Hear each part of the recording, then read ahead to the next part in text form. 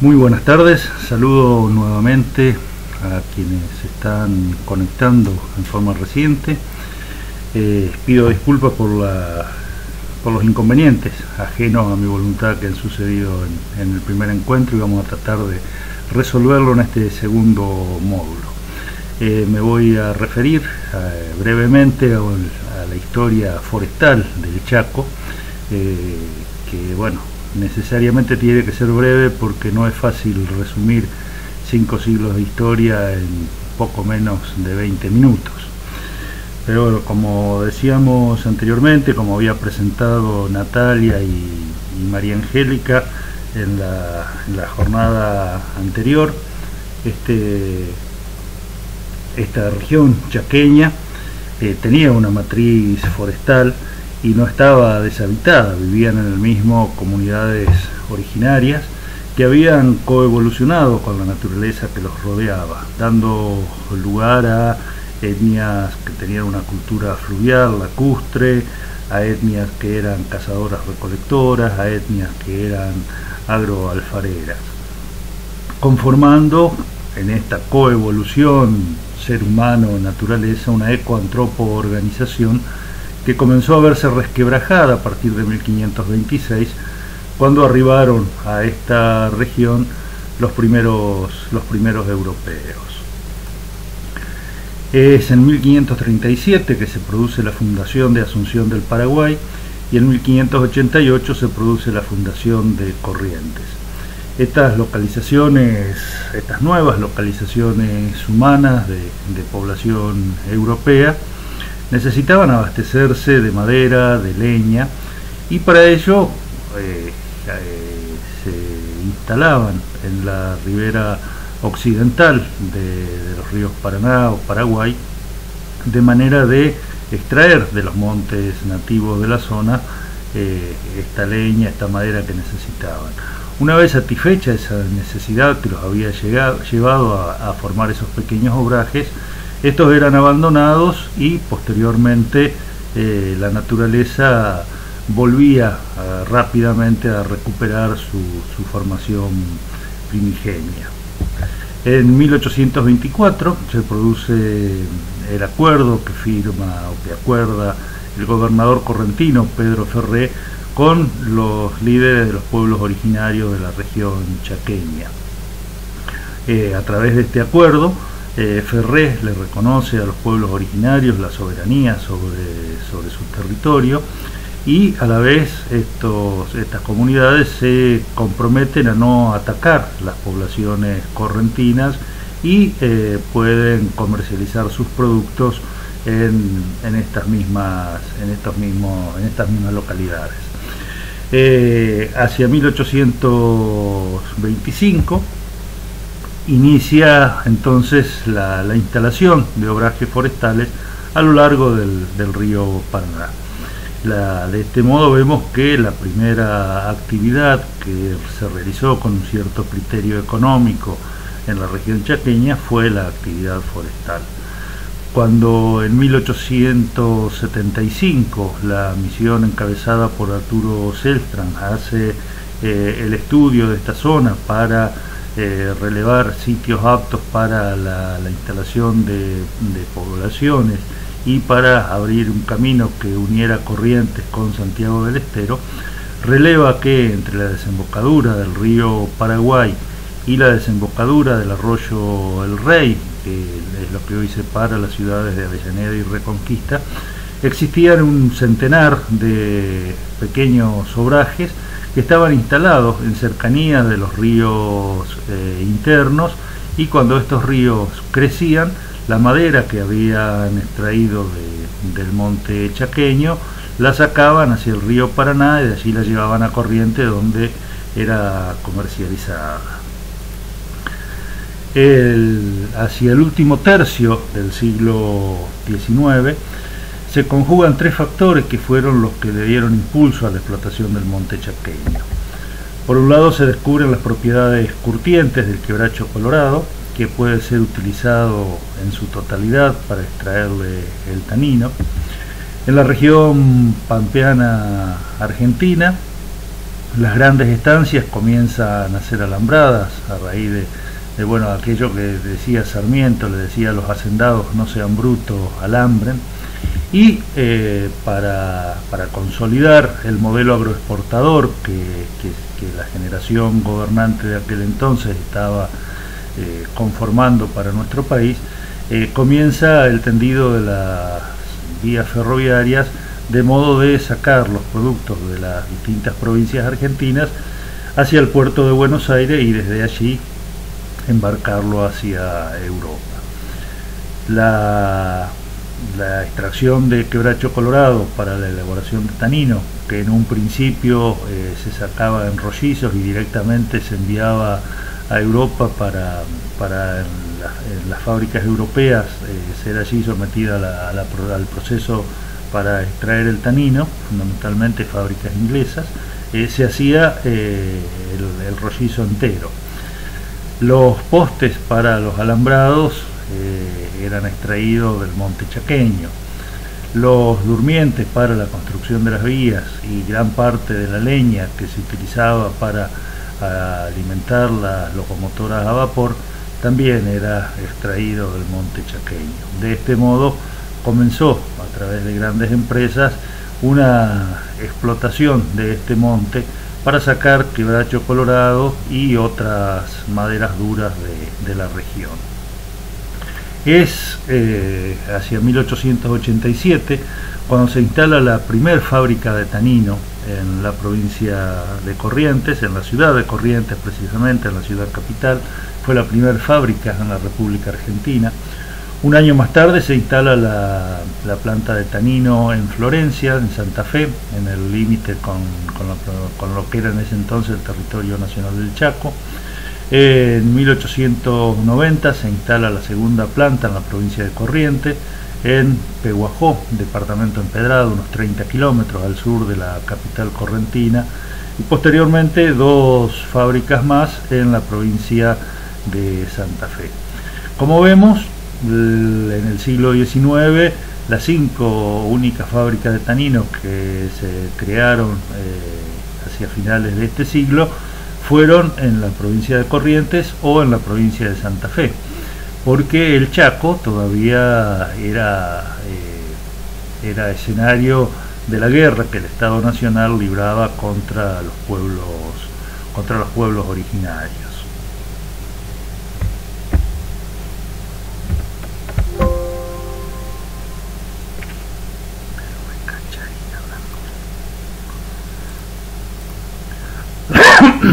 Perdón. En el Chaco la primera planta de tanino se instaló en 1902, la planta de Río Arazá, de donde hoy es Puerto Vicentín. En 1903 se instala la planta de tanino de Las Palmas y en 1904 la de Puerto Tirol. Posteriormente se instalan otras 13 plantas más en el territorio chaqueño. Es en 1906 una fecha que es cuando se da origen a esta empresa que fuera el símbolo de la explotación forestal del monte chaqueño, que fue la empresa La Forestal. Por la asociación de un grupo de empresas, La Forestal del Chaco, Aternac, Portalis, entre otros, se inscribe en Londres esta empresa que fue más conocida como la Forestal. Esta empresa constituía un estado dentro del propio estado, ya que ésta tenía su propia moneda con la cual le pagaban a los trabajadores de la Forestal y que debían ser utilizado o podía ser utilizado únicamente en los almacenes de la propia empresa. Estas empresas tenían también su propio ferrocarril, a través del cual sacaban la madera del interior del monte para llevarla hasta los puertos o hasta las vías ferroviarias. Contaban con su propio cuerpo de seguridad privada, que era la Gendarmería Volante, que era la encargada de hacer cumplir las leyes que esta empresa establecía. Pero esto no fue privativo solamente de la empresa La Forestal, sino que otras grandes empresas también utilizaron esta misma lógica de apropiación de la riqueza, de la riqueza natural y de la riqueza proveniente de la explotación del ser humano. La empresa Las Palmas del Chaco Austral también utilizó esta misma lógica de funcionamiento. Elías Niclinson, del cual me voy a referir más adelante, menciona haber sido testigo en el establecimiento Las Palmas de que llevaron a un trabajador que se había lastimado, se había herido una pierna, trabajando en el monte, y estuvo toda la tarde desangrándose en el patio del establecimiento sin que tuviera ningún tipo de asistencia. Cuando esta situación de explotación de los trabajadores hizo que en 1920 se declararan en huelga, protestaran los obreros de Las Palmas del Chaco Austral, exigiendo mejores condiciones de trabajo. Esta rebelión, esta protesta fue sangrientamente reprimida. El 9 de agosto de 1920 se cumplió un siglo de esta masacre, donde murieron más de 300 trabajadores a mano de la policía privada de la empresa Las Palmas, con la complicidad de la policía de los territorios nacionales. Este hecho, la masacre de Las Palmas, se inscribe en lo que el historiador Andrea Dussuey menciona como el trienio en rojo y negro, que se inició en 1919 con la protesta de los trabajadores de los talleres Bacena en Buenos Aires, en la capital federal, que se conoce como la Semana Trágica, la protesta de los obreros de las estancias patagónicas, la Patagonia Rebelde, la huelga de la Forestal, del cual en enero se cumplió un siglo, todas ellas protestas obreras que fueron sangrientamente reprimidas por el Estado y las empresas privadas. En 1915, el Ministerio de Trabajo de la Nación envía a José Elías Niclinson a relevar las condiciones que tenían los obreros que trabajaban en las empresas forestales. Niclinson elabora un informe, el informe de Niclinson, un informe muy interesante que les recomiendo para quienes quieran profundizar en el conocimiento de una parte de la historia chaqueña. Lo pueden obtener en línea y descargarlo gratuitamente, y les recomiendo su lectura porque es muy interesante, es muy descriptivo el trabajo que hizo Niclinson. Niclinson, para hacer un mejor estudio de las empresas forestales que trabajaban, o de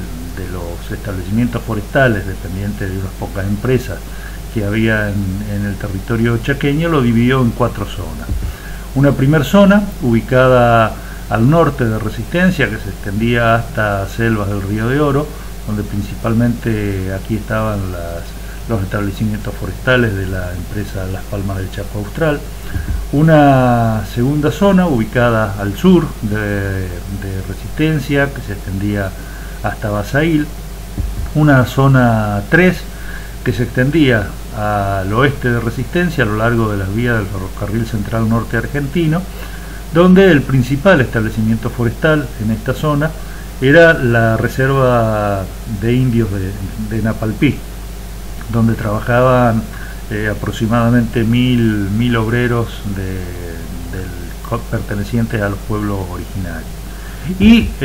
finalmente la zona 4, ubicada al sur de la zona 3, que era la zona que, junto con la zona 2, la zona de explotación de los montes por parte de la empresa La Forestal. De los 98 obrajes que había detectado Niclinson entre las provincias, o entre los territorios nacionales de Chaco y de Formosa, 80 se encontraban en la provincia del Chaco, lo cual habla de la magnitud de la explotación forestal a la cual habían sido sometidos los montes chaqueños. En este listado podemos ver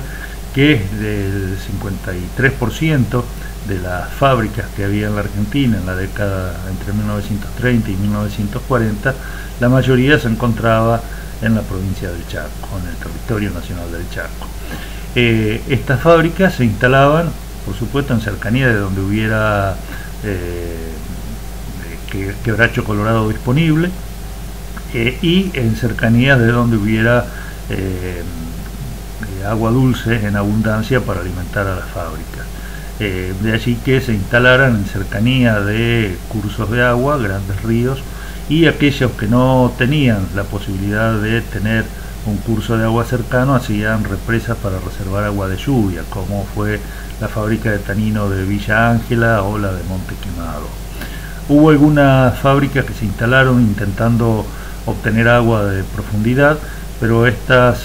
tuvieron muy corta vida, no alcanzaron a prosperar porque no era la cantidad de agua de las napas, no era suficiente como para abastecer la demanda de las fábricas. Cuando se produce la Primera Guerra Mundial, en la segunda mitad de la segunda década del siglo XX, se produce una primera crisis en la industria forestal, porque bueno, los mercados europeos se cierran, la demanda de tanino a nivel internacional siempre fue una demanda inelástica, estuvo alrededor de las 300.000 toneladas anuales, pero no obstante ello, la explotación forestal continuó hasta mitad del siglo XX, donde es que empieza a declinar la explotación por parte de las grandes empresas. En 1948 se sanciona la Ley de Defensa de la Riqueza Forestal, donde, entre otras cuestiones, se le exige a las empresas que presenten un plan dasocrático, un plan de manejo del monte nativo, avalado por un ingeniero forestal, un ingeniero agrónomo, que bueno, si bien no era demasiado exigente, pero ya era una exigencia que se le ponía a estas empresas. A principios de la década del 50 se descubre que se puede extraer tanino de la mimosa, y el cultivo de la mimosa en 15 años podía entrar en producción, mientras que un quebracho colorado necesitaba 150 años como mínimo para poder ser apto para la extracción de tanino. En 1953 Estados Unidos interrumpe sus compras de tanino, lo cual marca en cierta manera la decisión de la empresa La Forestal de retirarse de la Argentina. Y entre las décadas del 40 y del 50 se sancionan una serie de leyes de protección de los derechos de los trabajadores, que hace que ya las condiciones de explotación a las cuales estos trabajadores eran sometidos, ya estas empresas no lo pudieran hacer, con lo cual, como todo capital explotador, lo que hicieron fue echarle la culpa al gobierno de que le aumentaban los costos y que no podían de esa forma trabajar, ¿no? De esta manera, en 1966, la Forestal se retira definitivamente de la República Argentina, y continuaron unas pocas fábricas de tanino en funcionamiento, y que aún hoy son las que nos hacen ver estas imágenes en las rutas de nuestra provincia, transportando rollizos hacia las plantas de tanino de la Escondida o de Puerto Tirol, que son las que aún continúan en funcionamiento. Esta es una imagen de la Escondida, de la planta de tanino de Indunor, donde se puede ver la cercanía de la planta a la fuente de agua dulce, a la laguna La Escondida. Es hacia finales del siglo XX, a partir de la década del 20, donde hay un resurgimiento de la actividad forestal. Pero a diferencia de lo que había sido la explotación de los montes o el trabajo o la industria forestal a finales del siglo XIX, principios del siglo XX,